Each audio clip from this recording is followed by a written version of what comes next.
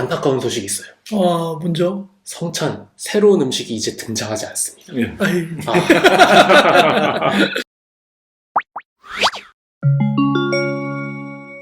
여러분 반갑습니다. 반갑습니다. 예배 역사 이제 5번째 시간이 되었습니다. 그동안의 예배 역사는 이제 개관 내용 먼저 다뤘고요. 그 다음에 구약, 신약을 넘어서 초대교회 1세기에서부터 3세기까지 예배까지 다뤄봤는데요. 이제는 그 다음 세기 5세기에서 7세기까지의 예배를 다루게 됩니다. 자, 오늘 내용부터는 예배가 이제 송두리째 변화를 하게 됩니다. 어떻게 변할까요? 이제 예배가 굉장히 많이 달라질 텐데요. 궁금해요. 자, 오늘도 역시 이제 한 줄평 다 마무리가 되고 한 줄평을 이제 남겨주시면 되겠고요. 그리고 이제 순서 똑같이 갑니다. 공간, 말씀, 성찬, 공동체 이 순서로 이제 시작해 보도록 하겠습니다. 먼저 이제 공간입니다. 자, 우리 이제 원래 같은 경우에는 어떻게 모였었죠? 우리 교회가 이렇게 오붓하게 이렇게 누워서 오붓하게 이렇게 모이기도 하고 오붓하게 많아봐야 뭐 수십 명 정도의 되는 인원이 가정집에서 이렇게 오손도손 모였었죠. 하지만 이제는 313년에 기독교가 공인이 됩니다.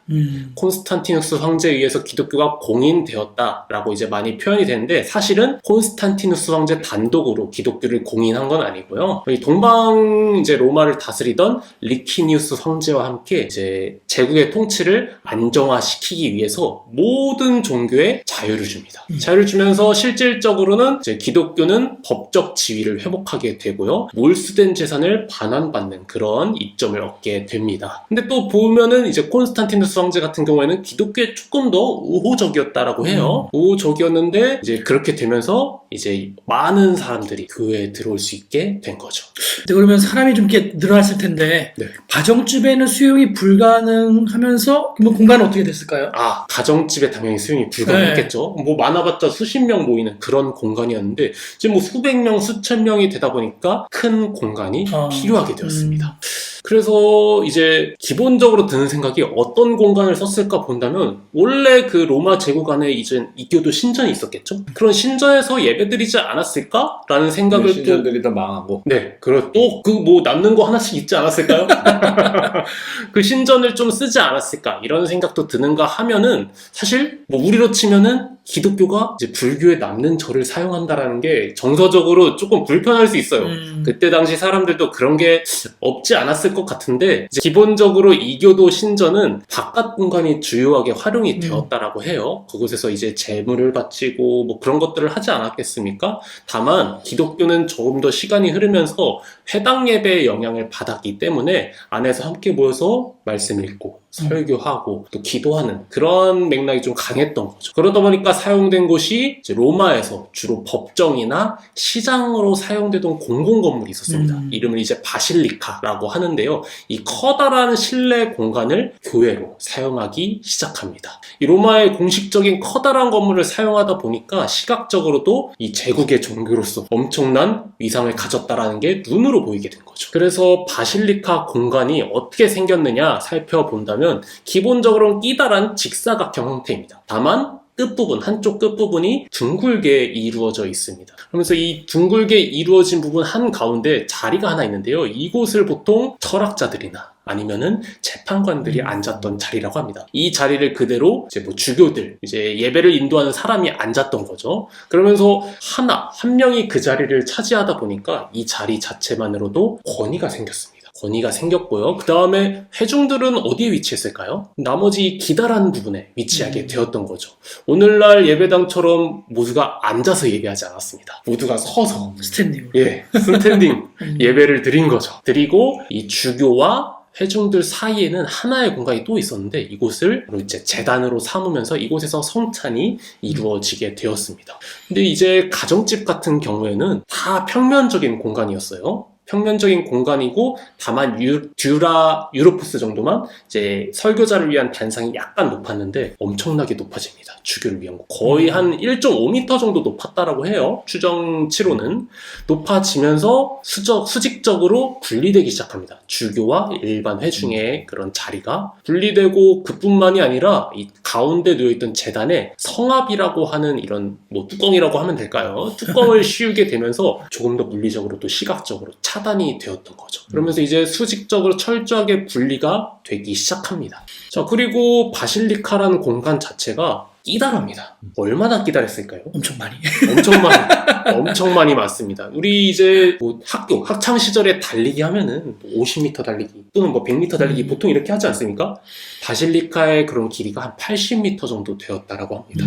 50m 달리기 하는 것보다 조금 더 길었던 거죠. 그 정도로 공간이 길어지다 보니까 어떠한 공백이 생겼던 거죠. 회중과 주교 사이에도 그렇고 또 뭐 그렇죠. 다양하게 공간에 공백이 생겼다. 그럼 공간이 길어지고 더 큰 공간에 더 많은 사람들이 모여들게 되면은 결국은 예배 순서도 이렇게 짧은 시간 안에 서로 쉽게 심리하게 교류하면서 할 수가 없으니까 네. 좀 순서들도 좀 더 복잡해지거나 좀 영향을 받았을 수도 있겠네요. 맞습니다. 초기 가정교회 같은 경우는 사실 문 열고 들어오면 우리가 함께 바로 예배 시작할 수 있는 그런 공간이었는데 바실리카 공간부터는 달랐던 거죠. 담임 목사님이 짚어주신 대로 새로운 예배 순서가 추가되었습니다. 바로 이제 입당 행렬이 생긴 거죠. 예배당에 들어와서 행렬을 이루는 그러한 순서가 생겼습니다. 어떻게 이루어졌냐 하면은 이 공간에서 입장을 하면서 뭐 촛불을 켜고 들어온다든지 십자가를 들고 들어온다든지 뭐 향을 피운다든지 아니면 이제부터는 성가대가 또 생겨납니다. 성가대의 그런 엄청난 찬양이 이루어지면서 거룩함이 조금 더 부각이 되는 그런 입당 행렬이 생겨나게 되었습니다.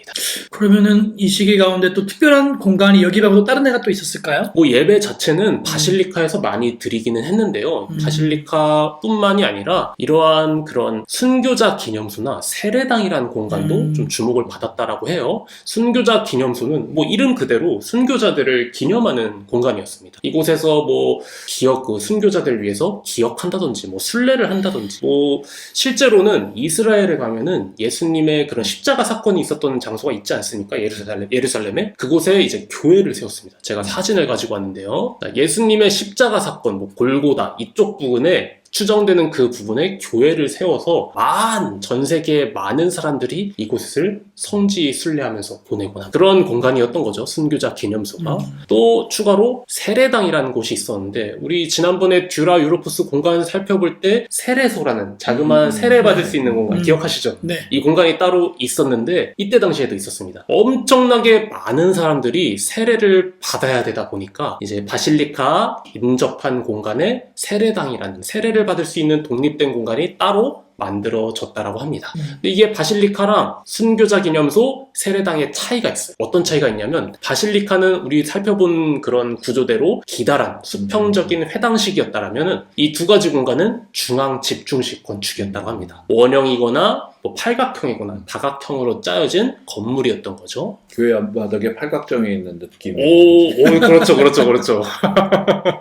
팔각정. 네, 그래서 좀 정리해서 살펴보자면 초대교회, 가정교회 시대에는 수십 명만이 모일 수 있는 거실 공간이었다면 이제는 제국의 바실리카는 수천 명을 수용할 수 있는 거대한 공간이 되었습니다.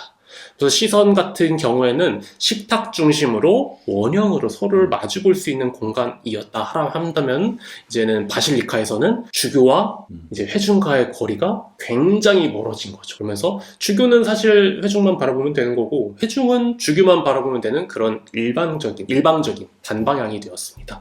자연스럽게 권력 구조도 생겨나게 되는 거죠. 주교의 그런 단 높이가 한 1.5m 정도 됐다라고 했죠. 그러다 보니까 수직적인 계급화도 이제 암묵적으로 생기기 시작합니다. 그러면서 이제 예배에 참여하는 면에서는 어떻게 달라졌을까요? 가정교회에서는 모두가 능동적으로 참여할 수 있었겠죠? 동그라니까. 이제는 사제말, 거의 주로 사제나 뭐 예배를 이제 보조하는 뭐 성가대 이런 사람들만 예배에 참여하고 일반 회중들은 예배에 뭔가 특별하게 참여할 수 있는 요소가 굉장히 적어지는 사태가 발생하게 됩니다. 이러면서 공간이 달라지잖아요. 하나님에 대한 이미지도 많이 달라졌다고 해요. 좀 원탁에 모여서 다 같이 가족 같은 분위기로 예배 드릴 때는 임마누엘의 하나님이 우리 공간 안에 함께 하신다. 하신다. 친밀함을 느꼈다라고 한다면 이제 바실리카는 굉장히 웅장하고 멀어지잖아요. 그러다 보니까 초월적인 하나님에 대한 인식이 또 강해졌다라고 합니다. 다가가기 어려운 그런 하나님이 되었던 거죠. 자, 공간 내용은 이렇게 마치게 되고요.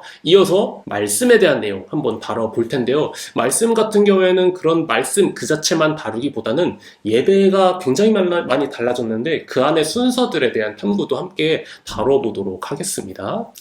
이제 함께 가정교회 시절에는 함께 모여서 어느 정도 유연하고 또 즉흥적인 면이 있었는데 이제는 예배의 형식이 굉장히 규격화되기 시작합니다. 그래서 몇 가지 특징이 있는데요. 아까 이제 입당 행렬에 대해서 우리가 살펴보았다면 예배가 시작하기 전에 여러 가지 순서가 또 있다고 합니다. 자, 예를 들면은 사제가 이렇게 입장할 때 입당송을 부릅니다. 함께 시편 찬양을 이제 입당송으로 부르고 그 다음에는 응답송의 일환으로서 키리에 엘레이손, 이제 자비를 구하는 거죠. 우리 하나님께. 회중들이 이렇게 예배드리러 나왔는데 주님의 은혜와 자비 없이는 우리가 아무것도 아니다. 주님의 긍휼을 구해야 된다. 그러한 내용으로 응답송을 하고요. 그 다음엔 다시 하나님께 영광송, 영광을 드립니다. 그 다음에는 예배의 시작을 알리는 작은 그런 짧은 기도문이 이제 함께 낭독이 되면서 예배가 시작되었다고 합니다. 근데 그 예배 순서 중에 사실 핵심이 원래 이제 말씀과 성찬이잖아요. 여기 말씀은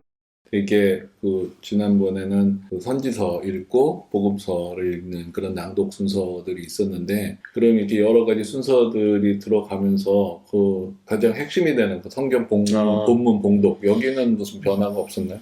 이 성경 봉독에도 아주 큰 변화가 생겼습니다. 이 말씀해 주셨던 것처럼 지난번에 이게 이야기 나눌 때에는 주로 복음서와 구약의 이제 선지서, 예언서를 주로 읽었다라고 말씀을 드렸는데요. 이러면서 구약 신약 다 읽었던 거죠. 그런데 기독교가 공인된 이후에는 구약이 사실상 읽히지 않았습니다. 읽히지 않고 이제 성경이 이제 정경이 확정이 된 거죠. 되다 보니까 복음서와 함께 바울서신, 뒤에 있는 뭐 고린도 전후서나 그 뒷부분의 서신서들이 많이 읽히게 되었습니다. 많이 바뀐 거죠. 이렇게 되면서.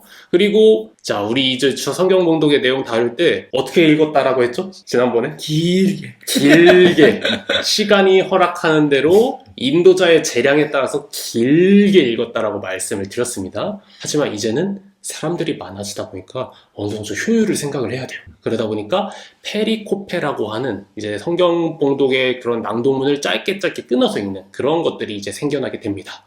그리고 교회력과 절기를 생각해서 어느 정도 교회력에 맞는, 사순절에 맞는, 또 부활절에 맞는 본문을 이제 취합해서 읽기 시작을 했던 거죠. 그리고 많은 사람들을 대상으로 예배를 드리다 보니까 사제 입장에서는 이 성경 내용의 의미를 잘 풀어낼 수 있는, 어떻게 보면 설교 자체의 능력이죠. 설교를 잘해야 되는 능력이 요구되기 시작했다고 합니다. 자, 그리고 이건 조금 생소한 것 같아요. 지난 시간에 우리 성경을 읽고 나서 시편 찬송을 했다라고 말씀을 드렸는데요. 이 시편 찬송이 하나의 규격화가 이루어집니다. 그것을 이제 층계송이라고 하는데요. 층계가 뭐인 것 같으세요? 층계? 올라가는 거죠. 그렇죠. 계단이죠. 계단이죠. 예. 계단에서 이렇게 함께 부르는 찬양인데 이 찬양도 자체도 시편입니다. 이제 층계송을 성경 봉독 중간중간에 함께 부르면서 다음 봉독으로 넘어갔던 거죠. 그렇게 넘어가다가 설교를 하게 된 그런 순서였습니다. 자, 그러면 제가 한 가지 퀴즈 문제 드릴 건데, 자, 주로 복음서와 서신서를 읽었다라고 말씀을 드렸습니다. 뭐부터 읽었을까요? 서신서? 서신서? 왜요? 근데 복음서가 중요하니까 이제 좀 중요한 거 마지막에 딱 하고 설교를 해요. 그렇죠. 중요한 것도 마지막에 해야 되니까 서신서부터 낭독을 하고 뒤이어서 복음서를 낭독했습니다. 그런데 이 복음서를 낭독할 때 그냥 했던 게 아니에요. 복음서를 낭독할 때도 행렬이 있었고 엄청나게 커다란 순서가 있었다라고 합니다. 그런데 행렬이라고 한다면 성경 봉독 때 이동을 하는 걸 말하는 걸까요? 아까 처음에 시작할 때 행렬 있었죠. 그렇죠. 있었고 이 복음서 행렬을 할 때도 부제라는 직분이 있습니다. 성경에서 조금씩 언급되긴 하는데 이제 뭔가 성직자는 아닌데 이제 집사도 아닌 그 중간 사이의 포지션이 이제 직분이 있었는데 이 부제가 사제 쪽 자리에서 복음서 이 낭독서를 가지고 낭독대로 갑니다. 이 행렬을 의미하는 거예요. 이렇게 낭독대 자리로 이동을 할 때 몇 명의 봉사자가 함께 이동을 하게 됩니다. 그냥 이동하는 게 아니고요. 촛대를 가지고 이동합니다. 그러면서 빛으로 오신 그리스도를 상징하는 거고요. 또 우리 입당 행렬 얘기할 때 또 후각 어떤 걸 했었죠? 향. 그렇죠. 향을 피웁니다. 향도 피웠고요. 또 이제 어떤 그룹이 생겼죠? 찬양대. 그렇죠. 찬양대. 성가대가 이 복음서 행렬할 때 찬양을 하면서 거룩하고 웅장한 분위기를 만들어내는 거죠. 사실 복음서가 정말 예수님의 이야기를 담고 있다 보니까 이러한 엄청나게 장엄한 행렬이 있었던 거고요. 6세기에 이르러서는 정말 그리스도의 임재 그 자체를 상징하는 압도적인 순서가 되었다라고 합니다. 자, 그리고 또 생소한 용어가 하나 또 생겨났어요. 자, 이 기독교가 공인되니까 뭐가 많아집니다. 자, 성사집이라는 건데요. 우리 이전 시대 얘기를 할 때에는 어느 정도 그래도 정해진 양식이 있었는데 인도자에 따라서 좀 즉흥적이고 자율적인 면이 있었는데 이제는 그 인도자에 의해서 자유롭게 이루어지던 기도문이 규격화가 됩니다. 정해진 거예요, 이제. 성사집으로 정해지면서 자유롭게 하기보다는 이 기도문의 순서대로, 이 기도문의 내용대로 이제 읽어야 되는 그렇게 바뀌게 되었습니다. 자, 우리 또 가장 또 중요한 특징 중 하나가 될 텐데요. 원래 초대교회 같은 경우에는 어떤 언어를 사용하고 있었을까요? 헬라어. 그렇죠. 헬라어를 사용하고 있었는데 이제는 라틴어가 주목받기 시작합니다. 자, 헬라어 같은 경우에는 초대교회 말씀해 주셨던 것대로 초대교회의 공용어였고요. 일반적으로 헬라 문화권 안에 있었기 때문에 대중에게 굉장히 좀 친화적인 언어였습니다. 뿐만 아니라 이미 이 헬라어는 그 그리스의 여러 가지 철학자들이 있지 않습니까? 그 철학자들의 철학 논의에 사용되는 이제 언어다 보니까 다양한 어휘가 존재했습니다. 그러다 보니까 기독교의 그런 삼위일체 교리, 다양한 교리를 표현하는데 이 헬라어가 굉장히 많이 활용되다 보니까 친숙하고 또 유연성이 있었던 거죠. 다만 이제 라틴어, 로마 제국의 종교가 되면서 라틴어를 많이 사용하게 됩니다. 이건 조금 교회 자체의 영향도 있는데요. 원래 초기 로마 교회는 헬라어권 이주민들이 많았다라고 해요. 그러다 보니까 헬라어를 많이 사용을 했는데 이후에는 많은 성도들이 이제 들어오다 보니까 라틴어권 주민도 많이 늘어나게 됩니다. 늘어나면서 뭔가 이제 라틴어 특유의 법정적이고 명료하고 딱딱한 그런 성격의 라틴어가 들어서게 되고요. 또 뿐만 아니라 이제 4세기 말에 하나의 성경 번역본이 완성이 됩니다. 불가타역이라는 건데 이게 이제 로마 이제 교회 입장에서는 이걸 널리 이제 반포를 해야 되니까 그러다 보니까 라틴어가 더욱더 공고하게 된 거죠. 공고히 하게 되었습니다. 자, 그래서 이제 정리해서 내용을 보자면요. 1세기에서 3세기 초대 교회 때는 좁은 가정집에서 모여서 예배했는데 이제는 바실리카에서 예배하게 된 거죠. 그리고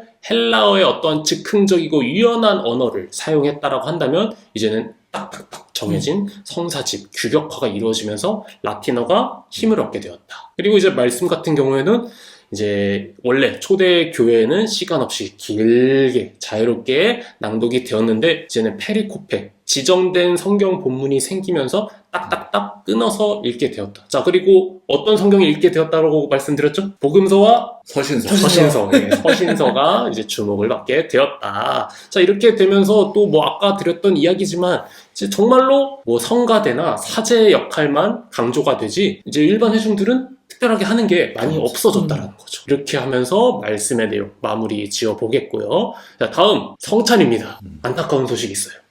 먼저 성찬, 새로운 음식이 이제 등장하지 않습니다. 예. 아이, 지난번에 막 꿀탄 뭐 맞아. 그렇죠. 좋았는데. 음식이 등장했었는데 이제는 우리 이미 알고 있는 음식에 대해서 다루게 됩니다.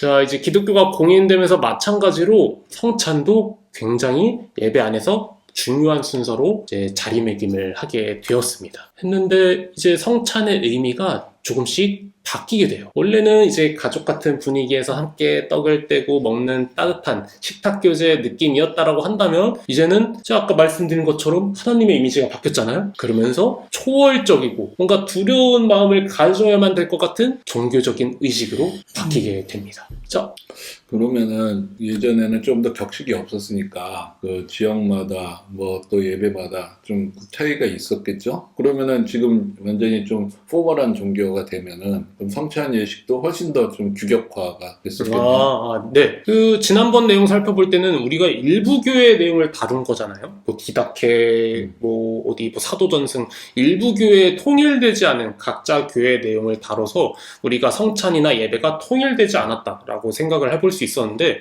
이제 기독교가 공인된 이후에는 정말 딱 하나로 통일된 건 아닌데 크게 두 가지로 분류를 할 수 있을 것 같아요. 이제 두 가지 예전군으로 나눌 수 있는데 로마 예전하고 갈릭 예전이 있습니다. 먼저 정리할 거에 이제 예전이라는 용어를 조금 정리를 할 필요가 있는 것 같은데요. 예전이라는 용어는 과거를 의미하는 용어가 아닙니다. 오해하실 수도 있어가지고 과거를 의미하는 게 아니라 예배 드릴 때 어떠한 정해진 형식이나 규범을 의미합니다. 이게 예배 형식으로 생각하시면 될 것 같아요. 이제 개신교 같은 경우는 예전이라고 많이 하고요. 카톨릭이나 뭐 다른 교파에서는 전례라고도 하기도 합니다. 그래서 이 예배 형식을 규격화한 책을 예전서, 예식서, 뭐 전례서 이렇게 부르게 되는 거죠. 그래서 이제 두 가지로 나뉘어져 있던 예전, 로마 예전부터 살펴보자면요. 로마 예전은 주로 뭐 로마나 북아프리카 중심으로 형성이 되어 있었고요. 아까 라틴어가 가지고 있었던 그런 언어적인 특징이 있죠. 간결, 단순, 정연 이런 이제 특징이 예전에 반영이 되었습니다. 그러다 보니까 어떠한 뭐 기도문, 정해진 기도문이나 형식이 강조가 되었습니다. 로마 예전 같은 경우에는. 다만 갈릭 예전은 조금 달라요. 갈릭 예전은 이탈리아 북부, 밀라노 주변이나 알프스 산맥 위에 있잖아요. 위에 어떤 나라가 있죠? 프랑스. 맞습니다. 프랑스 이쪽에서 많이 있었던 예전인데 이 예전 같은 경우에는 동방교회의 영향을 조금 받았는가 해서 그런지는 모르겠는데 되게 시적이고 화려하고 풍부한 상징을 가졌다라고 합니다. 그래서 많은 회중들이 적극적으로 또 참여할 수 있었다라고 해요. 이런 두 가지 예전의 차이가 있었습니다. 자, 그리고 이제 바실리카에서 기다란 그런 행렬 그런 것들을 우리가 생각해야 되다 보니까 성찬도 느낌이 좀 다릅니다. 이제 지난번에도 우리가 조금 얘기를 나눴었던 것 같은데요. 먼저 성찬 시작할 때 봉헌을 하게 되는데 이 봉헌이 오늘날 우리가 알고 있는 그런 헌금하는 시간이 아닙니다. 다만 성찬의 시작에 봉헌을 하는 거니까 뭘 드릴까요? 사람들이? 떡과 포도주. 그렇죠. 떡과 포도주를 이제 드리게 되는 시간인 거죠. 봉헌이. 봉헌을 드릴 때 그냥 드리지 않아요. 우리 이제 행렬이 있을 때 뭐가 있을까요? 바로 찬양대. 그렇죠. 새로 생긴 그룹 성가대의 시편 찬양이 나오면서 회중들이 이제 가지고 온 빵과 포도주, 직접 가지고 온 빵과 포도주를 제단에 드립니다. 제단에 드리면서 성찬의 엄숙한 시작이 이루어졌습니다. 그런데 이게 성도가 이제 수천 명, 수백 명 이랬으니까 빵과 포도주도 엄청나게 많이 쌓였겠죠. 그래서 예배 때 활용되는 빵과 포도주보다 훨씬 많은 양이 드려지다 보니까 나머지 양이 교회 재정에 보탬이 되기도 하고 또 한편으로는 어려운 사람을 돕는데도 많이 사용이 되었다라고 해요. 자, 그리고 또 어려운 내용이 또 나왔습니다. 자, 이게 무슨 말인가 하면은 자, 성찬할 때 기도를 하잖아요. 이제 지난 시간에 사도전승할 때 수르슴 코르다 뭐 여러분 기억하실 필요는 없어요. 제가 말씀드리면 되니까요.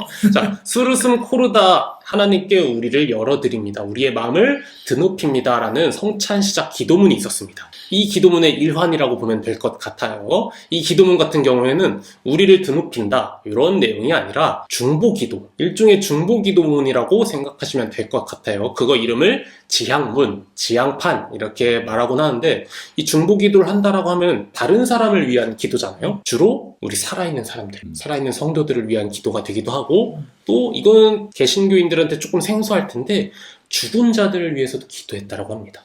죽어있는 내 가족 또는 뭐 순교자들 위해서 기도하고요. 이제 교회 지도자들, 뭐 사제나 뭐 예배 봉사자들, 부제들을 위해서도 기도를 하고요. 또 여기서 조금 더 특징적인 게 성찬할 때, 봉헌할 때 누가 빵과 포도주를 드렸다라고 했죠? 일반 회중들. 네, 일반 회중들. 그렇게 빵과 포도주를 드렸던 일반 회중들을 위해서도 성찬 시간에 기도를 했다라고 합니다. 뭔가 이 느낌으로 보면은 여기 뭔가 열심히 행한 사람들, 행위를 조금 강조하는 것 같아요. 다만 그것을 강조하는 의미로 했다기보다는 처음에는 이제 교회 성찬이 교회의 공동 봉헌과 기억의 사건으로 만들기 위해서 공동체적인 사건으로 생각하기 위해서 그 사람들을 이제 기도할 때 언급이 되었던 겁니다. 예.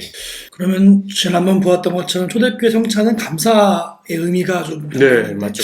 이렇게 많은 게 추가됐으면 또 의미도 좀 달라지지 않았을까요? 맞습니다. 많이 달라지게 되는 거죠. 음. 원래 같은 경우에는 초대교회 때는 감사가 주된 의미였습니다. 성찬에서. 다만 이제 하나의 희생제사로서의 의미가 강조되기 시작합니다. 봉헌이라는 말 자체가 내가 빵과 포도주를 가지고 주님께 드리는 것 그 자체가 우리를 드리고 바치고 희생하는 그런 느낌이 또 강해진 거죠. 그러다 보니까 성찬의 어떠한 의미도 감사에서 희생제사로 넘어가기 시작합니다. 뭐 뒤에 다룰 내용이지만 이러다 보니까 우리 드리고 막 하다 보니까 조금 더 변질이 되는 그런 내용이 이제 나타납니다. 오늘 다루진 않을 거고요. 다음 시간에 다뤄볼 겁니다. 자, 이것도 특별한, 좀 특이한 집착이 있습니다. 축성의 순간에 대한 지적 집착. 자, 축성이 뭘까요? 축성? 그러니까 예수님이 처음에 성찬하실 때 이제 축사하시고 떼어서 나눠주셨다. 네. 그래서 이제 처음에 축복하는 거예요. 그렇죠, 그렇죠. 이제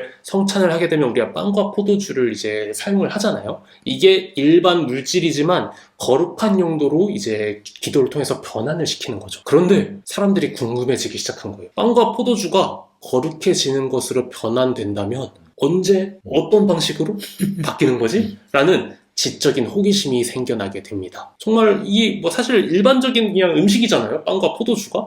지극히 일상적인 음식이 언제 하나님의 것으로 거룩해지는지 사람들이 궁금해하기 시작합니다. 자, 이 내용도 이제 다음 시간에 이제 많이 다루게 될 텐데요. 이게 훗날 중세교회의 핵심 교리인 화채설로 발전하게 됩니다. 네.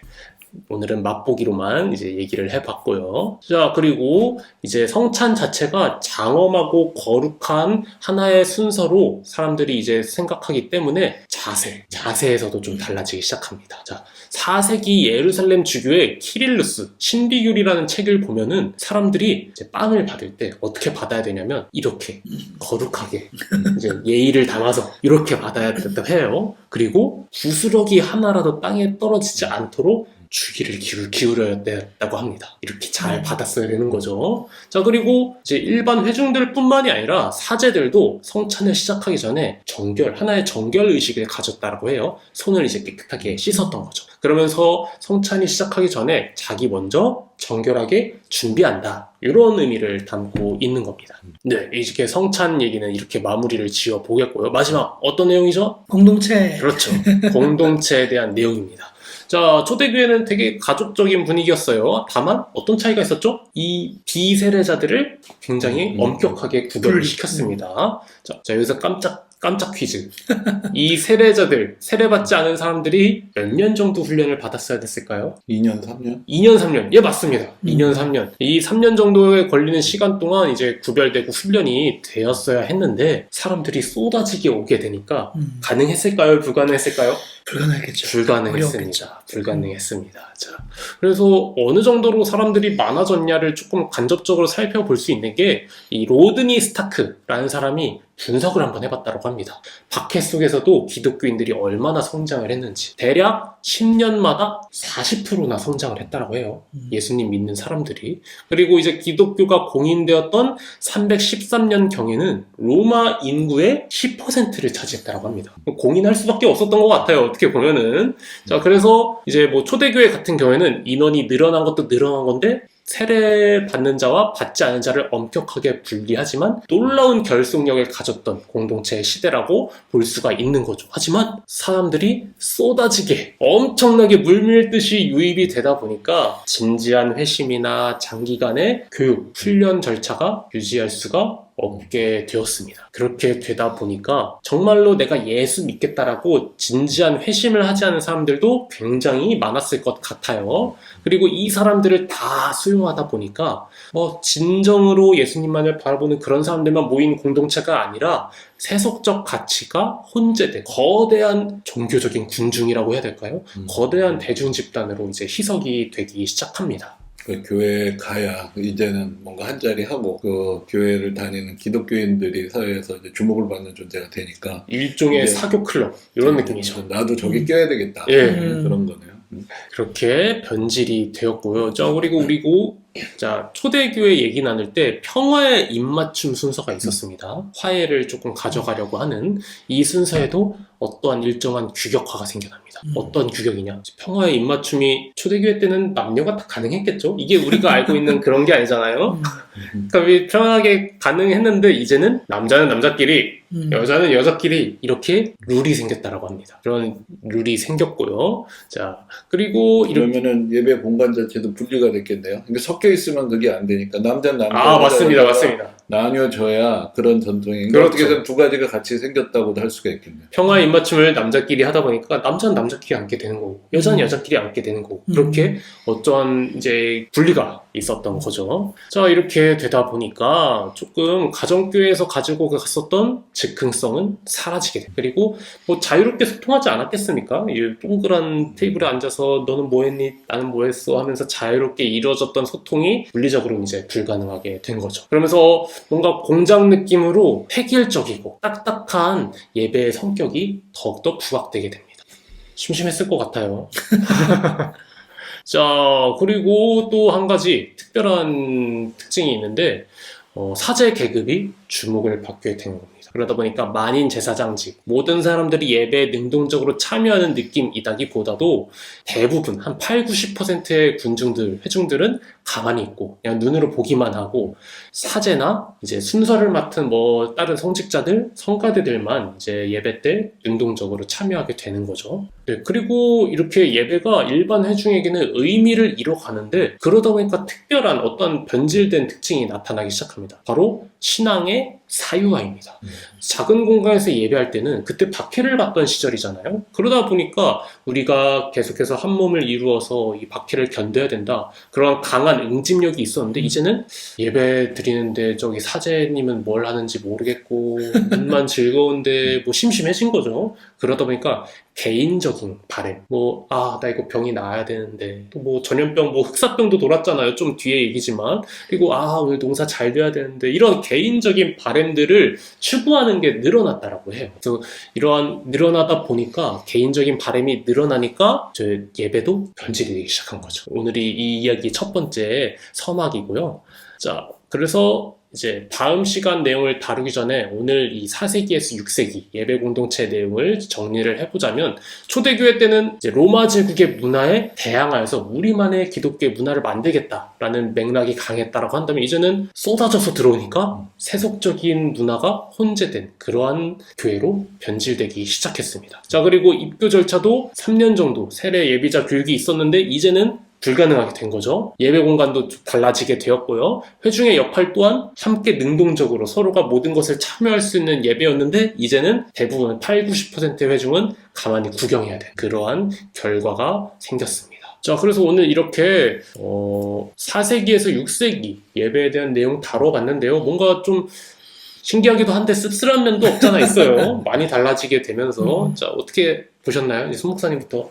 저는 한 줄평 이제 하면 저는 좀 이 4세기, 6세기 예배는 동전의 양면 같은 생각이 들었습니다. 그러니까 한쪽은 되게 기능적으로 뭔가 좋아진 것 같고 많은 사람을 수용할 수 있고 하는 그런 게 많이 좋아진 것 같지만 뒤집어 보면 아쉬운, 아까 말씀하신 것 씁쓸한, 그러니까 정말 개인의 어떤 신앙의 어떤 성장이 없는 그냥 묻어가는 듯한 그러한 너무나 조금 이제 방범위하고 흩어지는 정말 이제 군중, 그러니까 여기 나오는 것처럼 종교적 군중으로서의 모습이 보여지는 그런 양면적인 모습이 있지 않나 생각이 들었습니다. 맞습니다. 동전의 양면처럼 교회가 커져서 좋은데 커지다 보니까 안 좋아지는 이제 영향들이 있었던 거죠. 목사님은 이제 공간의 변화와 공동체의 변화가 사실은 이제 어떤 면에서 생각하면 같이 일어나잖아요. 그러니까 커졌다. 뭐 그런 한마디가 생각이 나면 커졌다라는 것이 그리고 양적인 팽창, 공간도 더 큰 공간이 되었지만 그만큼의 어떤 예전에 가지고 있었던 친밀함이나 그런 어떤 어떤 긴장감 이제 그런 부분들은 이제 상실이 되고 커지는 것 자체를 통해서 뭔가 만족을 얻게 되는